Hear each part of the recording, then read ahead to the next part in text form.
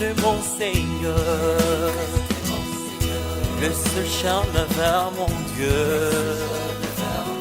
Jésus-Christ, mon Seigneur, il a lavé mes péchés. Jésus-Christ, mon Seigneur, l'obscurité s'est effondrée. Jésus-Christ, mon Seigneur, roi de rois, je le proclame. Jésus est Christ.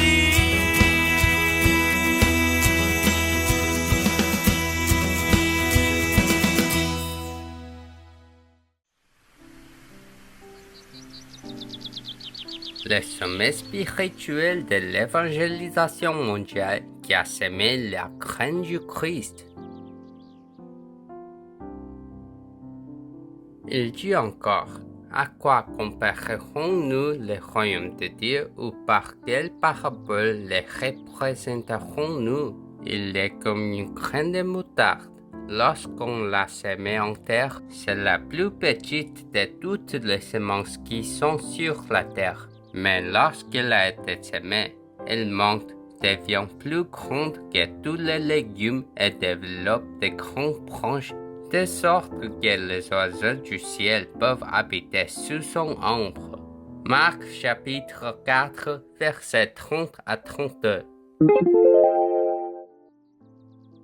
Jésus a parlé à de nombreuses personnes du royaume de Dieu à travers la parabole de la graine de moutarde. Allons-nous tout entrer dans cette parabole de la graine de moutarde racontée par Jésus? Un agriculteur est allé dans les champs avec des graines de moutarde. La graine de moutarde est beaucoup plus petite que toutes les semences sur terre. Dit les fermiers en semant des graines de moutarde. Toutes les graines de moutarde poussent bien. Qu'est-il arrivé aux graines de moutarde vivantes que les fermiers ont semées dans le sol? Un jour, puis 2 jours se sont écoulés et au fil du temps, la graine a commencé à germer du sol. En peu de temps, les pousses étaient devenues plus grosses que les autres herbes qui les entouraient et il grandit de plus en plus jusqu'à devenir un grand arbre.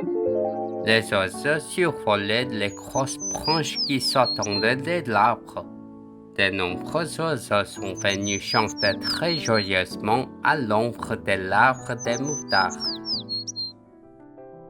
Jésus a raconté la parabole de la graine de moutarde dans laquelle une très petite graine est devenue un arbre suffisamment grand pour fournir un abri à d'innombrables oiseaux. C'est ainsi que la semence du Christ qui a la vie perce tout et porte du fruit. Parce que la postérité du Christ de Genèse 3:11 ne meurt jamais et est éternelle. Aujourd'hui, Dieu a choisi et appelé nos enfants dans la ronde de l'évangélisation mondiale qui sauvera les 237 pays du monde. C'est pourquoi Dieu a semé la graine de vie, le Messie Christ, postérité de la femme de Genèse 3:11 dans le cœur de nos enfants. Lorsque Dieu sème la semence du Christ, vous devenez un enfant de Dieu, libéré de la loi du péché et la mort. Et seuls les enfants de Dieu peuvent lier et chasser les forces des ténèbres et détruire les œuvres du diable au nom du Christ. Donc, pourquoi avons-nous besoin de Jésus-Christ, le Messie, venu comme la postérité de la femme de Genèse 3:11? L'être humain originel, créé à l'image de Dieu, apprécié d'être avec Dieu de Genèse 3:11 comme un heureux morceau de bénédiction. Cependant, Satan qui était déjà jeté sur cette terre apportait des vides, chaos et ténèbres et apparut dans Genèse 3. Il a trompé Adam et Ève et les faisant quitter Dieu et ils sont tombés dans le péché. Enfin, Tous les humains nés comme descendants d'Adam et Ève qui ont péché n'ont d'autre choix que de vivre dans une sorte misérable de destruction éternelle, servant d'esclaves à Satan, qui détient le pouvoir du péché, l'enfer et mort. Tout à cause du péché originel de quitter Dieu.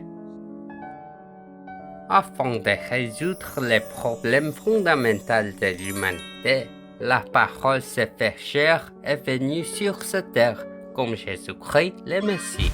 La postérité de la femme de Genèse 3:15 a versé son sang et mort sur la croix, et complètement écrasé la tête de Satan, qui veut tuer et détruire.